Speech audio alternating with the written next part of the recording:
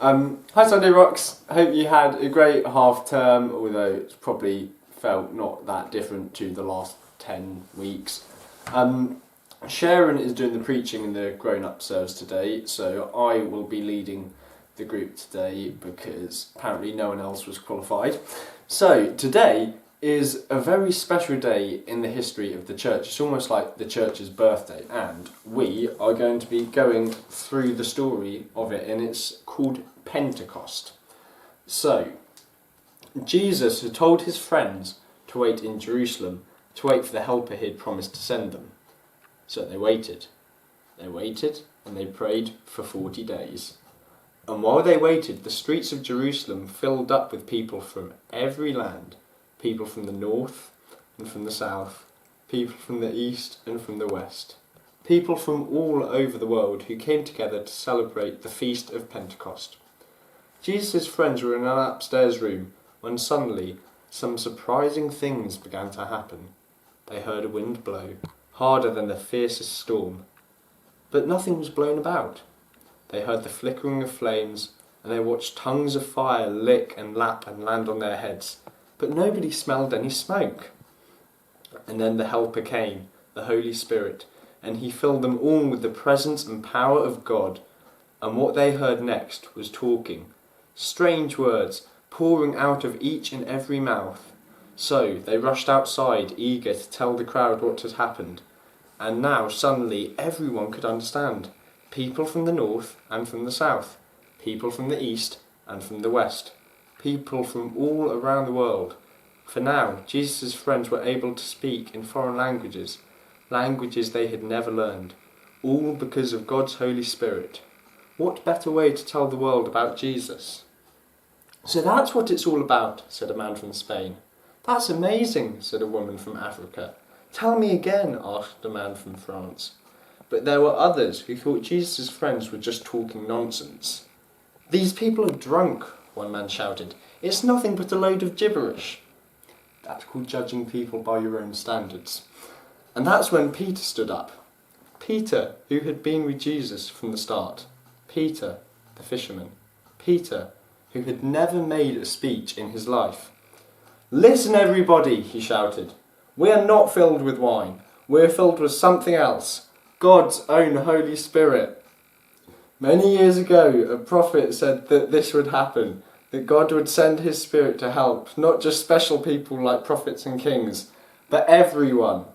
That has happened to us today, and it has happened because Jesus, who died on a cross, was brought back to life by God himself, and now sits beside God in heaven.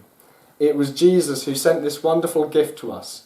Jesus, the special one we have all been waiting for all these years. Jesus, who was put to death by you. The people were sorry for what they had done to Jesus. What can we do? They cried. Tell God you're sorry, said Peter. Let him wash away all the bad things you've done, and you will receive his Holy Spirit too. So that's what the people did. 3,000 of them. They told God they were sorry, they were baptised, and they were filled with God's Holy Spirit. People from the north and from the south. People from the east and from the west.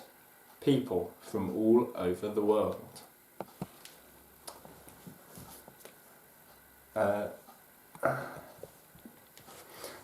so we'll say a prayer now about the story, thanking God for sending his Holy Spirit to us. So, dear God, thank you that you sent your Holy Spirit all those years ago to help start the church.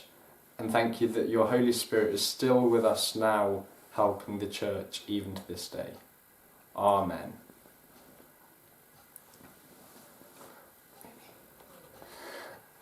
So now we're going to move on to the craft activities that you can do today. So, as in the story, they mentioned that people had tongues of fire on their head. So what you can do is you can find bit of card like that, measure it round your head, and then find bits of red or yellow or orange paper or tissue paper and cut them into flame shapes and stick them on. You can also decorate them with like stickers or drawings of people or glitter or something like that if you want.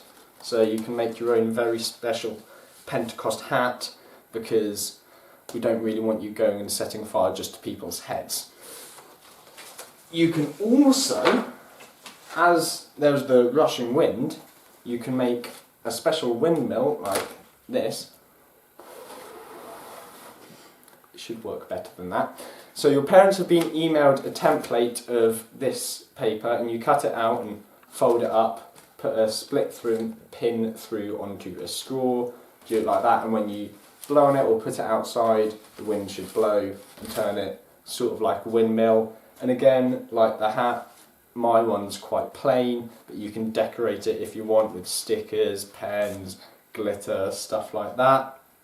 Again, we've got, again with the wind, we have this, so it's a paper plate, but you draw a spiral, cut along the lines, and then you hang it up outside, and when the wind blows, it should spin it around, and again, you can decorate it with stickers, pens, pictures from magazines or something, glitter, basically anything you could find. Like, you could get some pasta and stick it on there or something like that.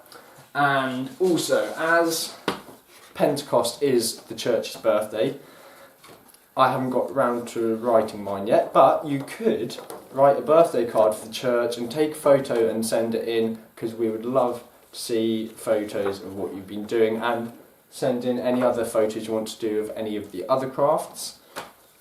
And the final one is, this isn't so much a craft activity, but if your parents have a candle lying around, and if they give you permission, because we don't want you to go setting fire to things randomly, you could get a candle and light it, but get your parents to do this, because, again, fire is dangerous. There we go.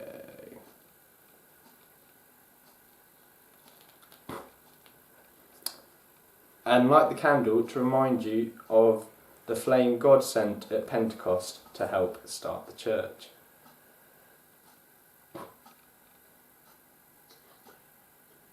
Have a great week.